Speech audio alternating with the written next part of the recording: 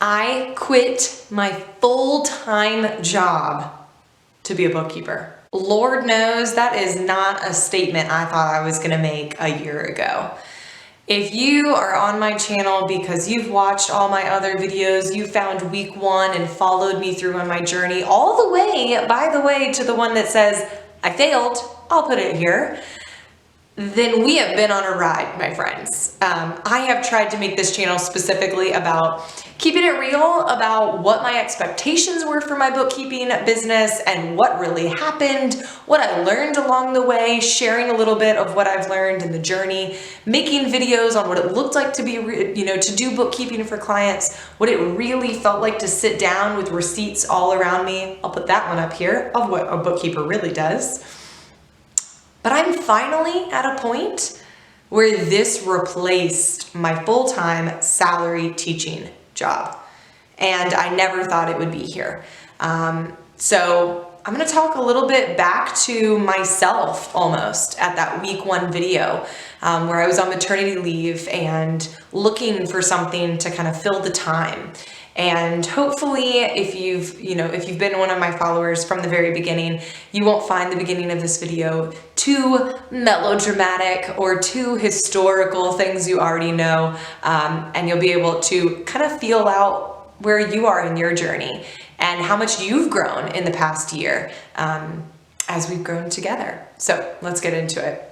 A little bit of background, I did go to school specifically to be a high school math teacher. I went to the University of Virginia and studied mathematics in my undergrad and then got a master's degree in secondary education.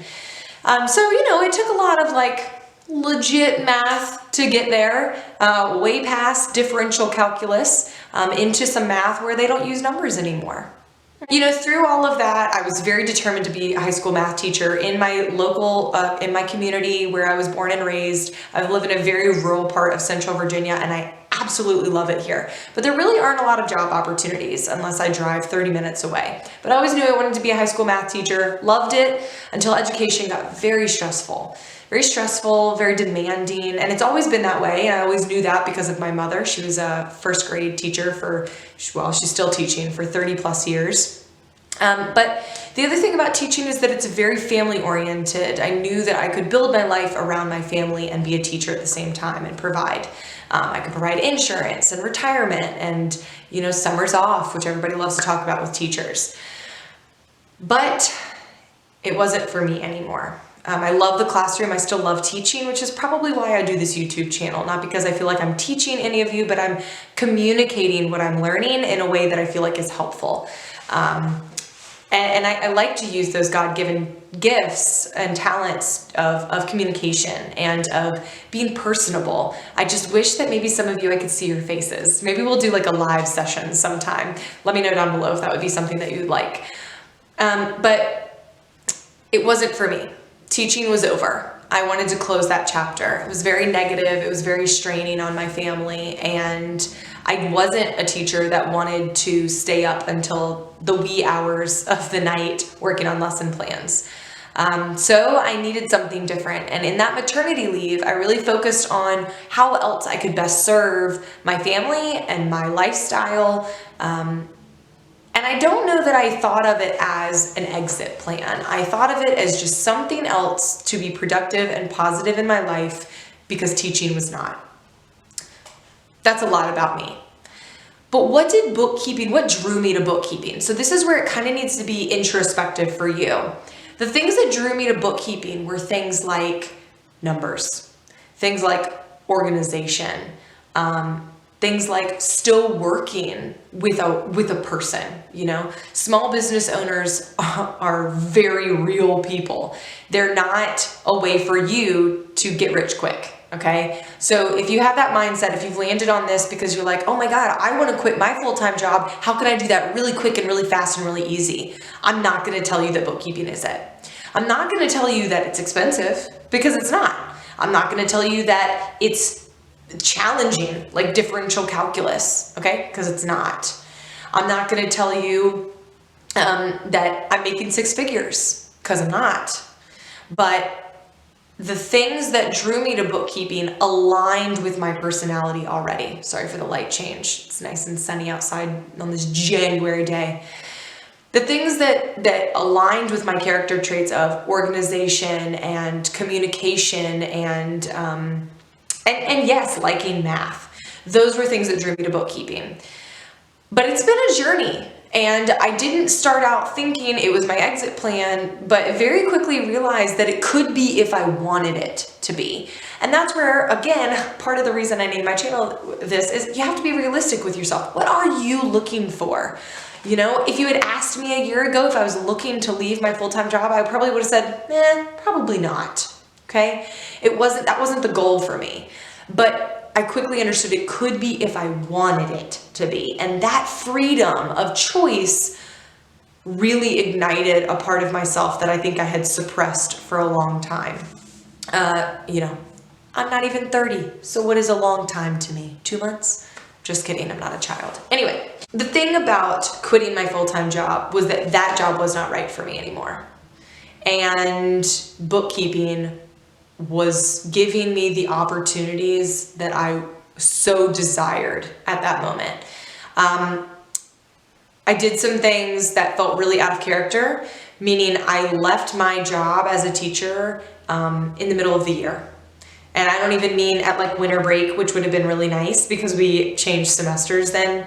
I left right at the end of October. And basically what happened for me were opportunities in bookkeeping like opened themselves up organically, and I didn't want to turn them down. I had continued to work on my bookkeeping business after the I failed video, which I guess I don't know if I can link it twice, but anyway, it's up there or down there. It's somewhere. It has big red letters, I failed.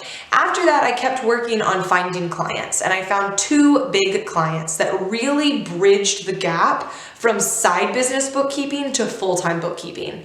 And, in bookkeeping, I had done tax returns, I had done little stuff for small businesses, but these 2 opportunities presented themselves and I couldn't turn them down.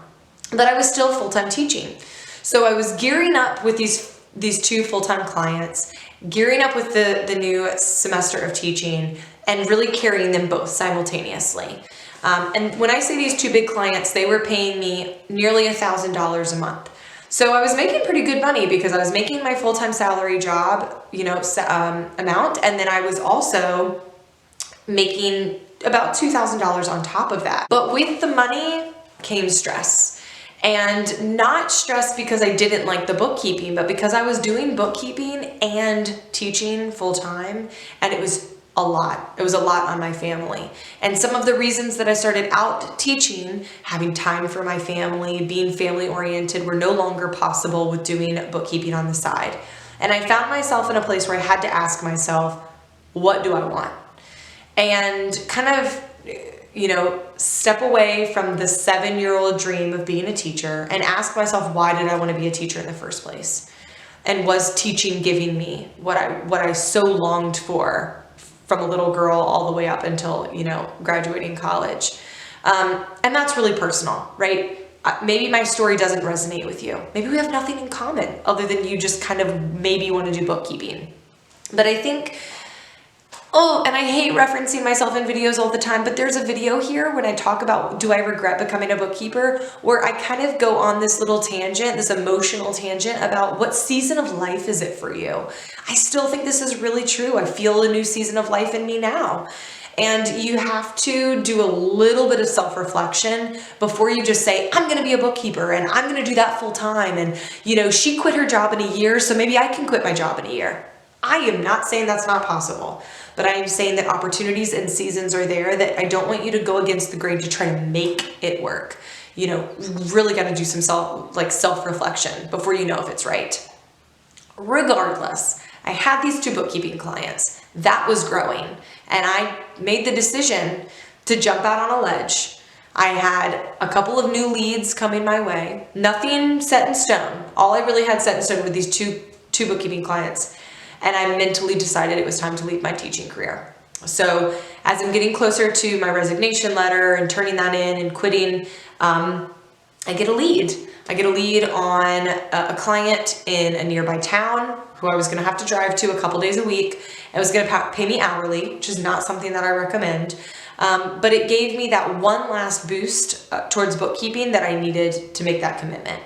And I knew that it was possible.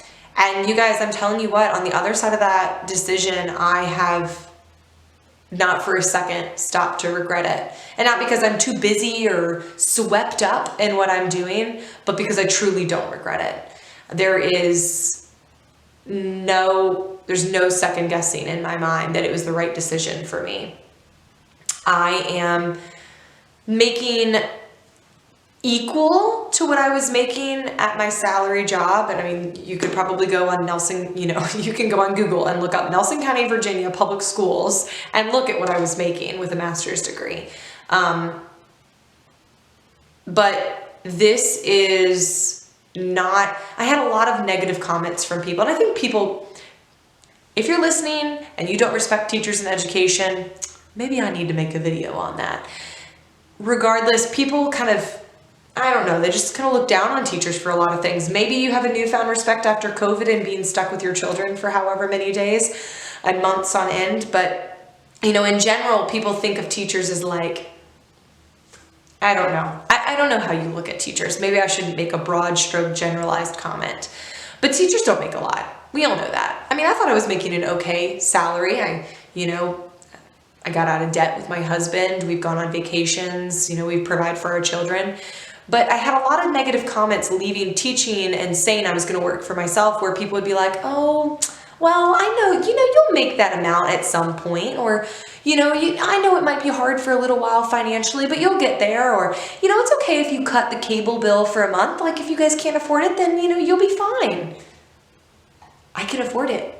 I can afford it because my bookkeeping business is at that point. I wouldn't have left my full-time job if it wasn't to work full-time with my business. And I will say, there have been moments that have been stressful to make sure that I'm making that amount. Not because I'm not, but because I have this pressure on myself to like, okay, I want to be able to provide financially for my family. But I can tell you that I am. I can tell you that I'm doing well. I can tell you that I'm growing. I can tell you that I'm gaining clients. I'm gaining knowledge. I'm networking. I'm in a whole different group of people where my name gets out there in a different way than when I was just in the classroom and doing it on the side. So look in yourself. Be realistic with what clients you have if you started your bookkeeping business. Make a plan for how you think you could get more. Make a plan for networking, for talking, for reaching out together. Let me know if we need a network for that. There's so many great Facebook groups. I'll try to put them down in the comments. I try to do that often.